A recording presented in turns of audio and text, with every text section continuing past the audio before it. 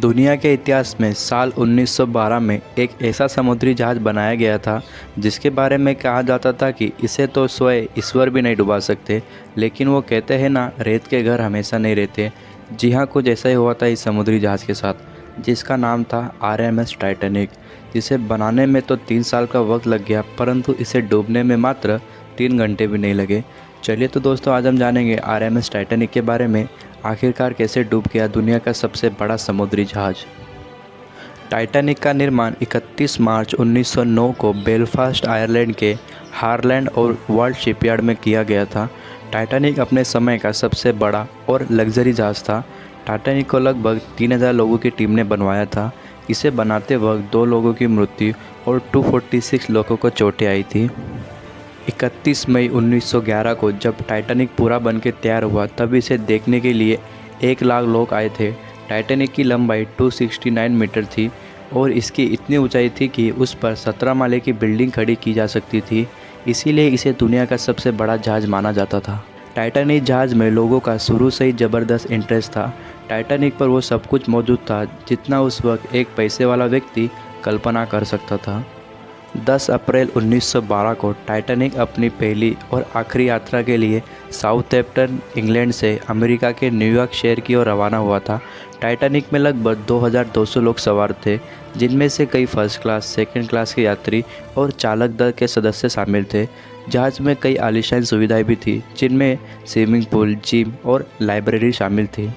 Titanic में 4 चिमनियाँ लगाई गई थी। इनमें से सिर्फ 3 चिमनियों में से धुआं निकलता था। चौथी चिमनी नकली थी, जो कि ये जहाज़ को मजबूत और खूबसूरत दिखाई देने के लिए लगाई गई थी। कहा जाता है कि टाइटैनिक में एक सीटी लगी हुई थी, जिसे विश्व की सबसे बड़ी और शक्तिशाली सीटियों में से एक माना जाता था। इसकी ध्वनि इतनी ज़ोरदार थी कि इसे 16 किलोमीटर दूर से सुना जा सकता था। यह सीटी जहाज़ के सामने के हिस्से में लगाई गई थी और इसका उपयोग अन्य जहाज़ों को चेतावनी देने के लिए किया जाता था। यह सीटी टाइटैनिक की पहचान बन गई थी। आपको बता दें कि टाइटैनिक एक विशाल और शक्तिशाली जहाज़ था, जिसका वजन लगभग 46,326 टन था, जो लगभग 4 करोड़ 63 लाख 26,000 किलो के बराबर है। इतना वजन होने के बावजूद भी यह जहाज़ 42 किलोमीटर प्रति घंटे की रफ्तार से चल सकता था, जिसके लिए एक दिन में 600 टन कोयला जलाया जाता था, जो कि लगभग 6 लाख किलो के बराबर है। यह कोयला 176 आदमियों द्वारा हाथों से भट्टी में डाला जाता था, जो कि एक बहुत कठिन काम था। टाइटैनिक जहाज़ में सफ़र करने के लिए हर एक क्लास के व्यक्ति को अलग अलग चार्ज करना पड़ता था। फर्स्ट क्लास में सफ़र करने के लिए उस समय $4,350, जो कि इंडियन रुपीज़ में करीब 2,70,000 रुपये होते हैं। सेकंड क्लास के लिए $60, जो कि करीब 4,000 रुपये होते हैं। और थर्ड क्लास के लिए $30, जो कि करीब इंडियन रुपीज़ में 2,000 रुपये होते हैं। फर्स्ट क्लास के यात्रियों के लिए बहुत प्रकार की सुविधाएं होती थी, जिसमें स्विमिंग पूल, बियर, शराब, ऐसी ही अनेक सुविधाएं शामिल थी। टाइटैनिक को साउथहैम्पटन, इंग्लैंड से निकले हुए मात्र 3 दिन हो चुके थे। टाइटैनिक में सफ़र कर रहे यात्री अपने जीवन का आनंद ले रहे थे। उनके चारों ओर नीलाकंच पानी और दुनिया के सबसे लग्जरी जहाज़ टाइटैनिक में सफ़र कर रहे थे, तो उनकी खुशियों का ठिकाना नहीं रहा था। उन्हें क्या पता था, उनकी खुशी कुछ देर में दुख में बदल जाएगी। टाइटैनिक अपने स्थान से करीब 1200 किलोमीटर दूर आ गया था और उसे न्यूयॉर्क पहुंचने के लिए मात्र 600 किलोमीटर का सफ़र तय करना था। परंतु अगले दिन यानी 14 अप्रैल 1912 की रात 11:40 पर टाइटैनिक उत्तर अटलांटिक महासागर में एक बड़े आइसबर्ग के टुकड़े से टकरा गया, जिससे इसके निचले हिस्से में छेद हो गया और उसमें पानी भरना शुरू हो गया। और यह मात्र 2 घंटे 40 मिनट बाद पूरी तरह से समुद्र में डूब गया। इसके डूबने की गति 16 किलोमीटर प्रति घंटा थी और इसे समुद्र की आखिरी सतह तक पहुँचने के लिए मात्र 15 मिनट का समय लगा।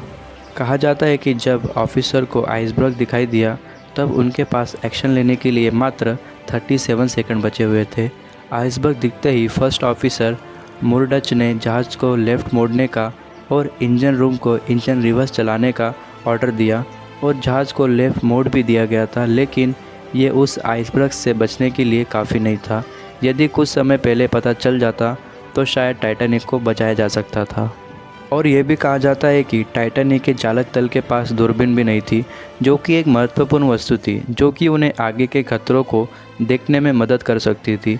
दूरबीन को एक लॉकर में बंद रखा था, लेकिन उसकी चाबी गुम हो गई थी, जिससे चालक दल उसका उपयोग नहीं कर सके। टाइटैनिक ने जब हेल्प के लिए इमरजेंसी सिग्नल भेजे, तब कैलिफोर्नियन नाम का जहाज़ उसके सबसे नज़दीक था, लेकिन दुर्भाग्य से टाइटैनिक का वायरलेस ऑपरेटर लगभग ख़राब हो चुका था, जिससे वह कैलिफोर्नियन के रिप्लाई को प्राप्त नहीं कर सका। कैलिफोर्नियन के रिप्लाई में देरी हुई और तब तक बहुत देर हो चुकी थी। ऐसा माना जाता है कि यदि कैलिफोर्नियन का रिप्लाई समय पर आ जाता तो कई और जानें बचाई जा सकती थी। कई रिसर्च के अनुसार टाइटैनिक के जहाज़ पर 2200 लोग सवार थे, जिनमें से 1314 यात्री थे और 908 क्रू मेंबर थे। इनमें से 1500 से ज़्यादा आदमी डूब के मर गए और 706 लोगों को बचा लिया गया। टाइटैनिक के डूबने के समय बहुत से लोग पानी में गिर गए थे, लेकिन उनमें से कोई भी व्यक्ति 15 या 20 मिनट से ज़्यादा जिंदा नहीं रह पाया होगा, क्योंकि जिस जगह पर टाइटैनिक डूबा था वहाँ का टेम्परेचर -2 डिग्री सेल्सियस था। टाइटैनिक को 64 लाइफ बोट्स ले जाने के लिए डिज़ाइन किया गया था, लेकिन केवल 20 लाइफ बोट ही ले जाई गई। ये सभी लोगों को बचाने के लिए काफ़ी नहीं थी, लेकिन यदि सभी लाइफ बोट पूरी तरह से भर गई होती तो शायद 1175 लोगों की जान बचाई जा सकती थी, जबकि केवल 706 लोग ही बच पाए। कारण यह था कि कुछ लाइफ बोट थोड़े से लोग ही लेकर भाग गए, जैसे कि लाइफ बोट 1 में 40 लोग आ सकते थे, लेकिन इसे 7 क्रू मेंबर और 5 पैसेंजर लेकर भाग गए। वैसे ही लाइफ बोट 7 में 65 लोग आ सकते थे, लेकिन इसे भी केवल 24 लोग लेके भाग गए। लाइफ बोट फर्स्ट क्लास की टिकट लेने वाले लोगों के सबसे नज़दीक था, इसीलिए फर्स्ट क्लास के 60%, सेकेंड क्लास के 42% और थर्ड क्लास के सिर्फ 25% यात्री जिंदा बच पाए।